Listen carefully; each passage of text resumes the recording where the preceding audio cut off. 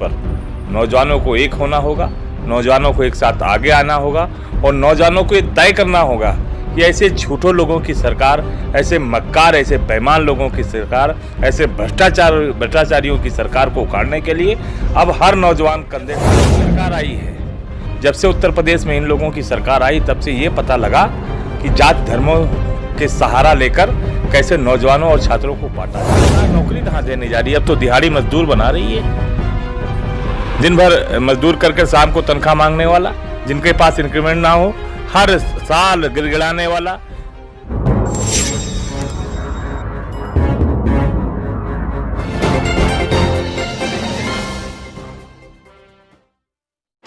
नमस्कार, मैं हूं आपके साथ मोहम्मद ज़ैफ़ और आप देखना शुरू कर चुके हैं इस वक्त स्टेट न्यूज़ टाइम्स।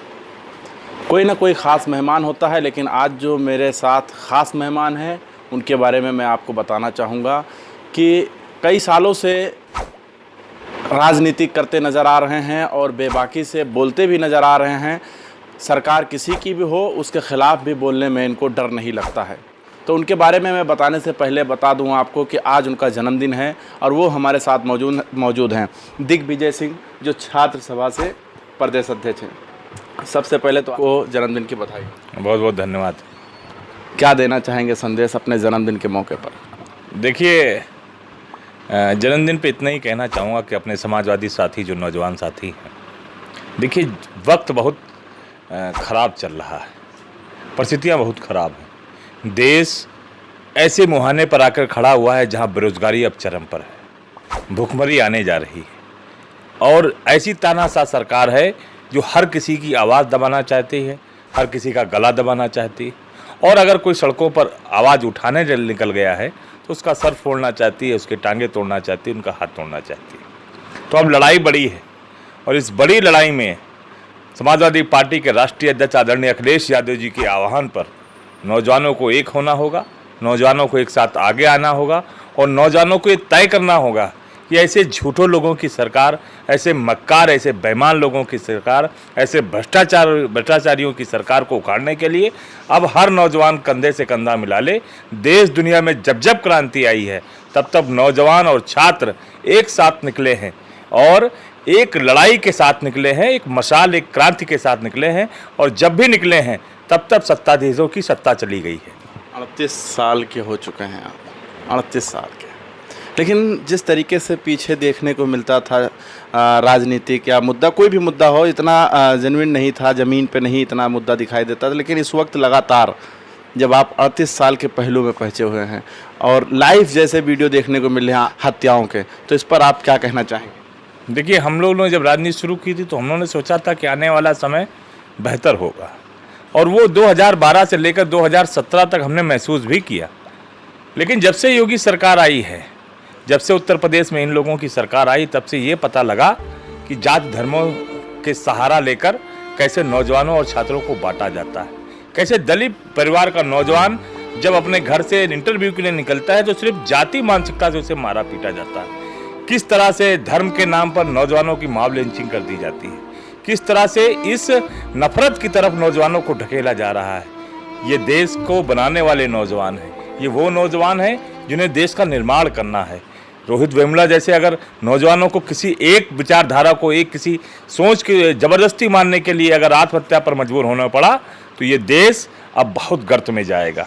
ये वो देश नहीं है जो भगत सिंह ने, चंद्रशेखर आज़ाद जी ने और सुभाष चंद्र बोस जी ने और तमाम हमारे क्रांतिकारी साथियों ने सपना देखा था, जिसके लिए लड़ाई लड़ी थी।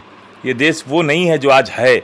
आज जो झूठ बोला जा रहा है, आप सोचो कि जब बेरोजगारी चरम पे हो, भूखमरी चरम पर हो, आपने देखा हो छोटी छोटी बच्चियां पैर रख नहीं पा रही ज़मीन पर, रो रो के पैर रख रही थी। जब लॉकडाउन में माइग्रेंट्स बाहर से आ रहे थे, लाशें ढोई हैं इस देश के लोगों ने अपने कंधों पर। तो सोचिए हालात कितने बुरे हैं और इस बुरे हालात में हम समाजवादियों की सबसे ज़्यादा जिम्मेदारी है कि हम आदरणीय अखिलेश यादव जी के साथ चलें, उनको जितना मजबूत कर सकें मजबूत करें, क्योंकि वही एक ऐसे मुख्यमंत्री हैं, एक ऐसे नेता हैं जो गरीब के हाथों में लैपटॉप पहुंचाना चाहते हैं, जो गरीब मजदूर किसान के बेटे के हाथ में अच्छी शिक्षा पहुंचाना चाहते हैं। वो चाहते हैं कि हमारा बेटा पढ़ लिख कर यहीं एचसीएल में नौकरी करे। वो चाहते हैं कि हमारा बेटा पढ़ लिख कर अच्छा खेलने में अगर हो तो वहीं इंटरनेशनल स्टेडियम में खेल साल के हो गए, क्या कभी आपने ये नहीं सोचा कि मुझे भी सरकारी नौकरी मिले?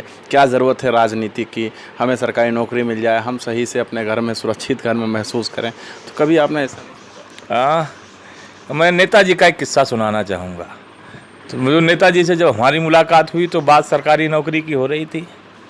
तो नेताजी ने कहा कि नौजवान, तुम सरकार बनवाने वाले लोग हो, तुम सरकार बनाने वाले लोग हो, बनवाते हो सरकार, और मैं चाहता हूं कि तुम सरकार बनो, बनवाने से ज़्यादा खुद सरकार बनो, खुद उस ताकत में आओ कि तुम किसी को सरकारी नौकरी दे सको।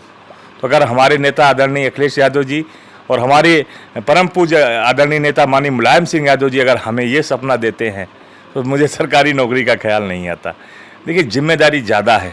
हम लोगों के पास डिग्री है इस वक्त, तो वो नौकरी चाह रहे हैं, उनके लिए क्या संदेश देना चाहेंगे अपने जन्मदिन के मौके? देखिए, नौजवान सबसे ज़्यादा परेशान है। ये सरकार नौकरी कहाँ देने जा रही है? अब तो दिहाड़ी मजदूर बना रही है, दिन भर मजदूर करके शाम को तनख्वाह मांगने वाला, जिनके पास इंक्रीमेंट ना हो, हर साल गिड़गिड़ाने वाला। आप जो जिस तरह की व्यवस्था ये लाई है सरकार, अब क्या लगता है नौजवान नौकरी करेंगे? अरे नौजवानों से घर की सब्जी ढुआई जाएगी, नौजवानों से घर का झाड़ू पोछा करवाया जाएगा। ये हालात होने वाले हैं। ये जो संविदा की व्यवस्था आई है ना, ये पूंजीपतियों की सरकार है, ये पैसे वालों की सरकार है। ये क्या जाने गरीब माँ बाप का बेटे का दर्द। कुछ गरीब माँ बाप का, जिस माँ बाप ने आधी पेट भूखे रहकर अपने बेटे को पढ़ाया है, और वो बेचारा नौजवान जो इतनी मेहनत करके नौकरी पाएगा अपनी योग्यता के आधार पर, वो भी संविदा की नौकरी पाएगा। ये मजाक है नौजवानों के साथ। नौजवानों, ये तय कर लो, प्लूटो ने कहा था कि जिस देश का नौजवान राजनीति के बारे में देश की नहीं सोचता, वो अपने भविष्य के साथ साथ अपने देश को भी धोखा दे रहा है। तो नौजवानों, अब जिम्मेदारी ज़्यादा है। ये सारे नौजवान, सभी जात धर्मों के नौजवान एक साथ खड़े हो जाएं और इन झूठे लोगों की सरकार उखाड़ के फेंक दे। हमारे नेता ने कह दिया है कि पहली कैबिनेट में इस संविदा का सारी जो ये काले कानून लेकर आए हैं सब पलट दिए जाएंगे। इसलिए 22 में बाइसिकल का आना जरूरी है। अच्छा, आखिरी संदेश क्या देना चाहेंगे?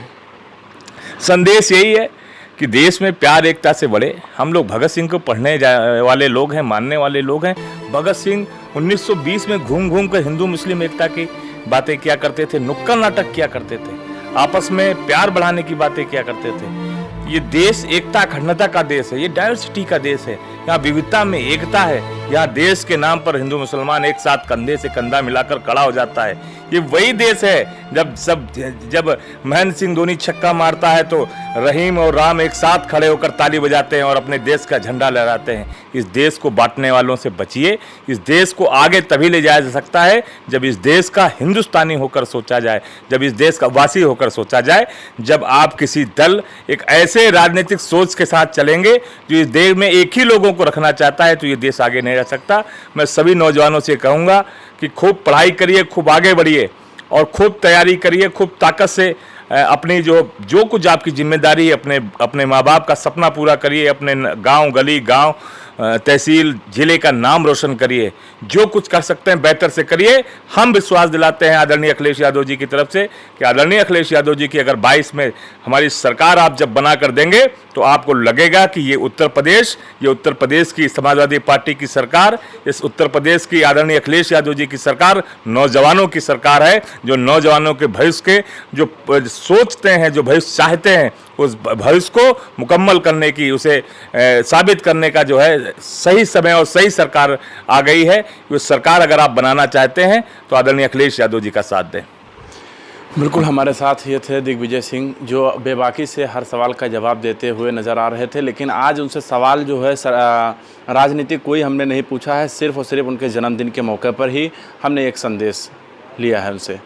कैमरामैन अभिजीत के साथ मैं मोहम्मद सैफ, लखनऊ।